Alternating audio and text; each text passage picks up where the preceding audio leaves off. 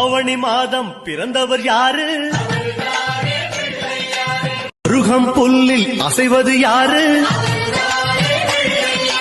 அறிவை விருத்தி செய்வது யாரு?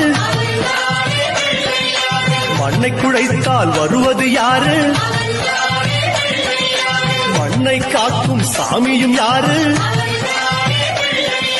வெள்ளையருக்கில் உள்ளது யாரு? வெற்றி கொடுக்கும் கடவுளும் யாரு? முன்னே வந்த சாமியும் யாரு? அவரும் வாழ்வது எங்கே கூறு?